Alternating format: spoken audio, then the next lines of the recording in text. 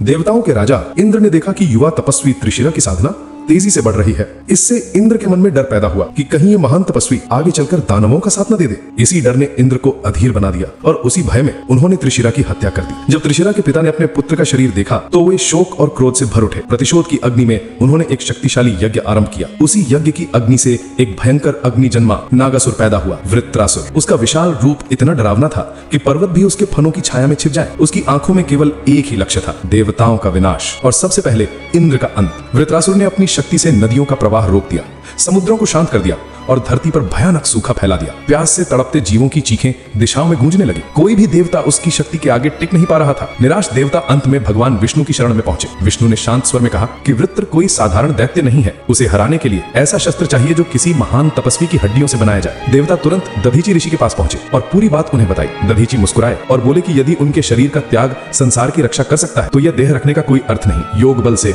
उन्होंने अपने प्राण त्याग दिए। उनका शरीर भस्म हो गया और पीछे रह गई उनकी दिव्य तेजस्वी हड्डियां। इन्हीं हड्डियों से देवताओं ने वज्र का निर्माण किया, एक ऐसा शस्त्र जिसे कोई रोक नहीं सकता था। इंद्र ने वज्र को हाथ में उठाया, ऐरावत पर सवार हुए और वृत्रासुर का सामना करने निकल पड़े। कई दिनों तक भयानक युद्ध चलता रहा। आकाश कांप उठा, दिशाएं हिलने लगी और ऐसा लगा मानो सृष्टि डोल रही हो। युद्ध के अंतिम क्षण में इंद्र ने अपनी पूरी शक्ति एकत्र की और दिव्य वज्र को वृत्रासुर की ओर फेंक दिया। वज्र ने उसके कठोर शरीर को चीर दिया और एक गगनभेदी गर्जना के साथ वो विशाल नागासुर धराशायी हो गया। उसके गिरते ही नदियों के रास्ते खुल गए, रुका हुआ जल उमड़ पड़ा, धरती पर फिर जीवन लौट आया। अगर आपको ये जानकारी पसंद आई तो वीडियो को लाइक, दोस्तों अगर कहानी पसंद आए तो सब्सक्राइब करना ना भूलें।